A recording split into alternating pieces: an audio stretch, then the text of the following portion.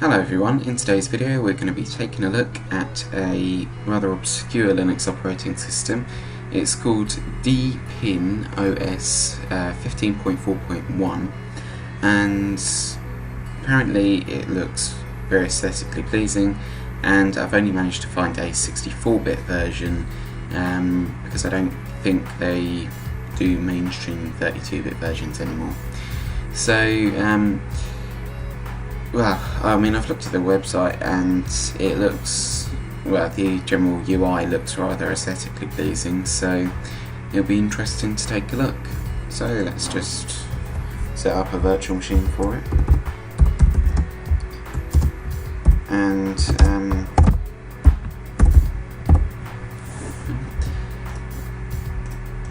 let's see what we got here. Don't think it will be with the mainstream ones. Nope. Okay, other Linux 64-bit then. And since it is 64-bit, I will give it 4 GB of RAM. A virtual hard disk. Why not? Right. I will give it .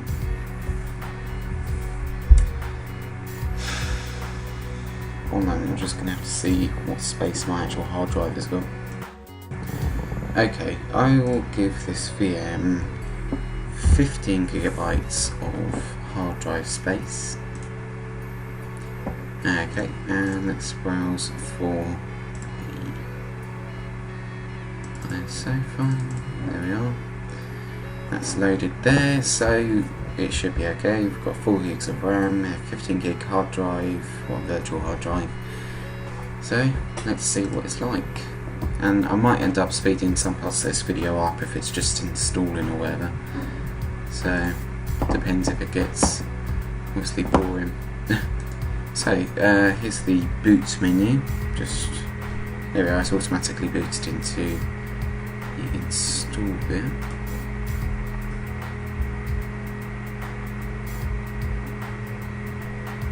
Okay, it's got 3 dots. Oh, that's probably just a loading screen of some sort.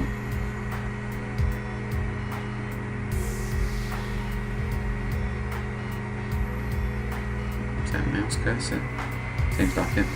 Right, so it's got many languages inside it, but I'm going to obviously select English. And select next.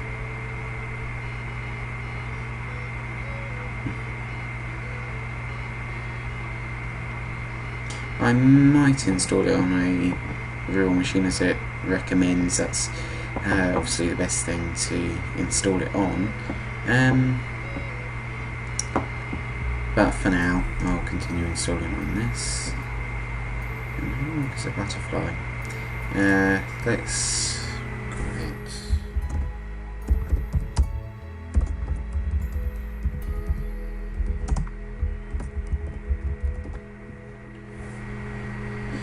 I don't think it needs a password, so that should be okay.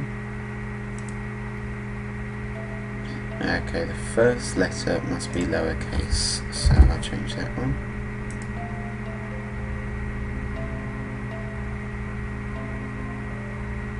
Okay then, I'll change all of them.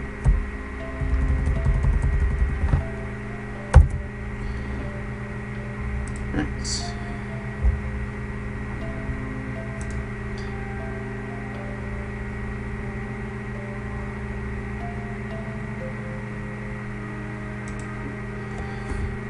How about if I put underscores in the username?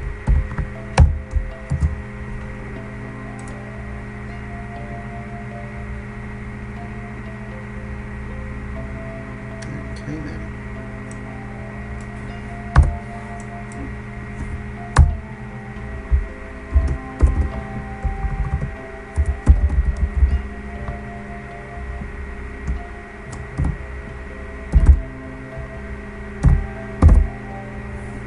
Let's try that.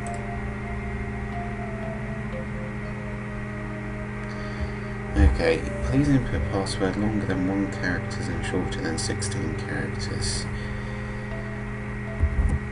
Let's see if that works. There we are. Time zone, GMT.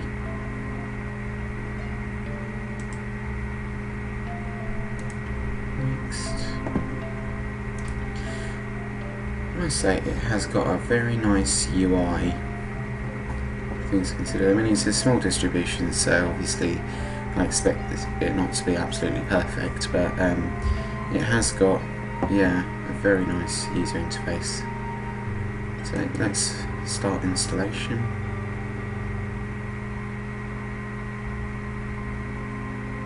Continue. Okay. So, like I say again, I really like the user interface on this operating system. It just, that sort of nice blur effect in the background and the sort of sharpness of everything on top, it looks lovely. But this may take a little while, so I will just quickly stop the video and then speed it up.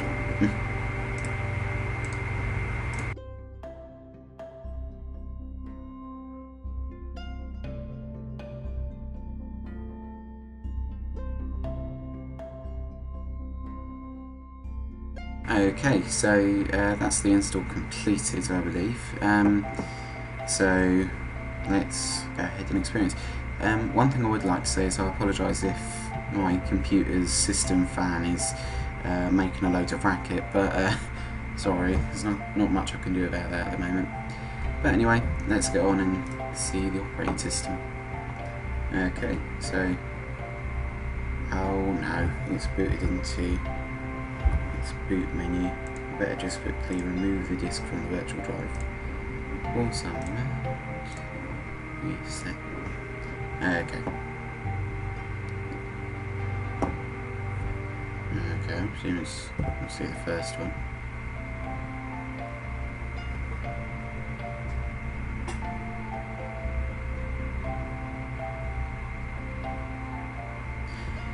Okay, so username is partially disappeared, but that doesn't really matter.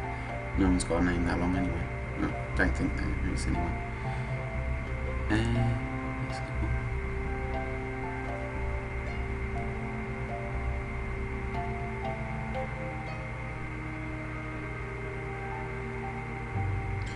System has detected that you are using a virtual machine, which will affect the system performance and operation experience. For a smooth experience, it is recommended to effect mode, common mode.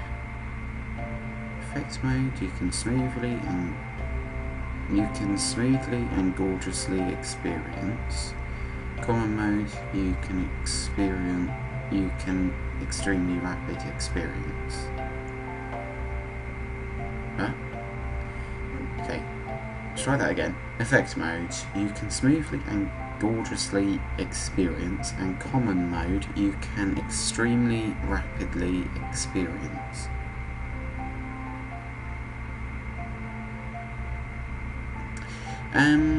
I'm going to go with effect mode because the common mode sounds like a more obviously slimmed down version. The effect mode sounds like the one which has got all the features and everything, so I'll go for that one.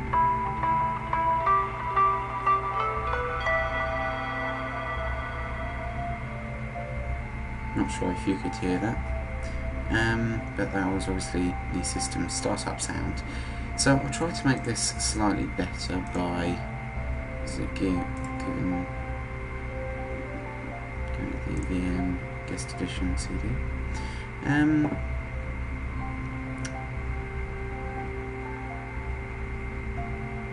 That's nice. And there was a bit at the top in the previous one. So it looks rather interesting. Let's just try to figure out where everything is first. So that's the internet connection. It's the volume. Charging, settings, I presume, yeah, control center. Mostly Chrome. Deepin movie, music, store, file manager. Let's have a look at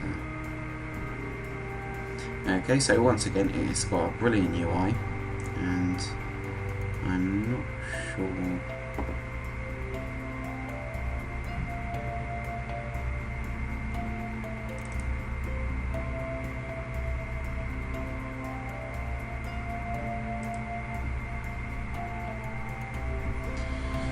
Very rarely ever actually install guest editions in a VM, in a Linux VM anyway, so that should be interesting.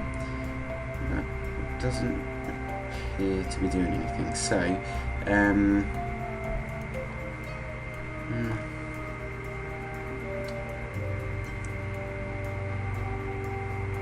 so it's got a nice, like I say, it's got a brilliant user interface, although there was some minor sort of issues in translation. Yeah, it does look okay. So let's just look at documents, for example.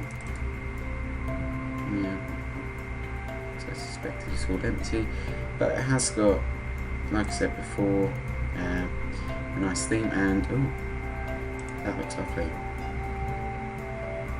Oh crikey, that looks brilliant.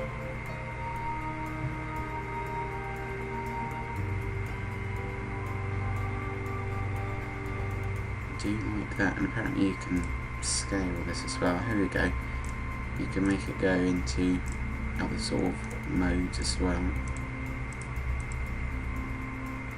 So I guess we could have a look at inbuilt applications. I mean, it has got quite a few of its own applications, as well as some other mostly borrowed ones. Like WPS, that's also compatible with Windows. It's got cloud settings, images. It's got Steam, which is nice.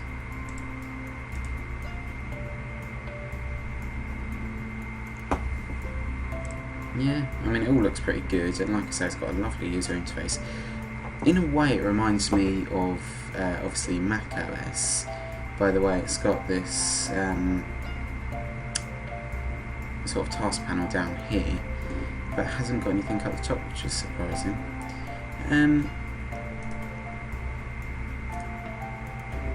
Oh, that's the calendar.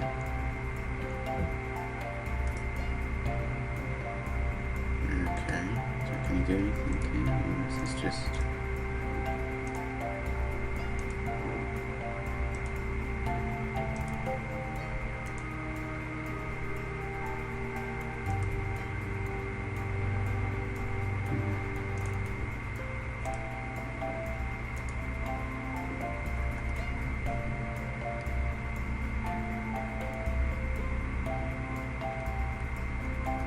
You can scroll, thankfully.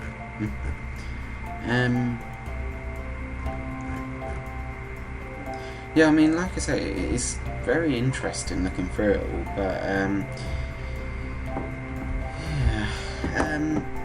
So my overall thoughts, I mean, it's a good user interface, and naturally it's got all the sort of main apps that are compatible with Linux, like Chrome, for example.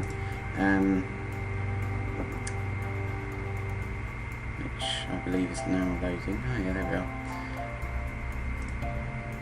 And it has got a nice UI. I'm not sure why Guest Editions has decided it doesn't want to work, but I'll leave it to it. So overall, like I say, it's got a really nice user interface. It's compatible with obviously lots of desktop applications that we see in, for example, Windows. Yeah. And it's all pretty nice. Now I can see this being used as a day-to-day operating system. So my overall thoughts on this operating system, it is very stable. I was looking at some previous reviews from a few years ago, and they were mentioning that, oh, it's unstable and everything like that, but I presume that in the last couple of years they've really upped their game, and they have been working quite a lot on actually making this very stable. So my overall thoughts, it's got all the applications you'd expect to have on a usable day-to-day operating system, and well, congratulations to the people who made it. They've made a very stable and usable operating system. So I believe that just about sums it up for this video really. Thank you all very much for watching, and let's figure out how to shut it down. There we are. Let's go to that one. Maybe it's not that one.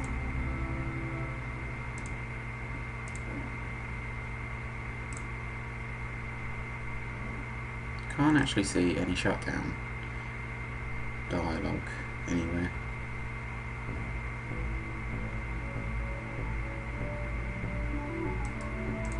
I think up there. Well, that is interesting. And there's nothing within the launcher. Oh, here we go. See if it's down there in that corner. No. So you have to minimise the launcher, which has now disappeared. You have to minimise the launcher, and then there's a power thing there. Let me show it down. Right. Like I say, I hope you all enjoyed this video, and I will be doing more reviews as the time goes on. So I'll see you all in the next video.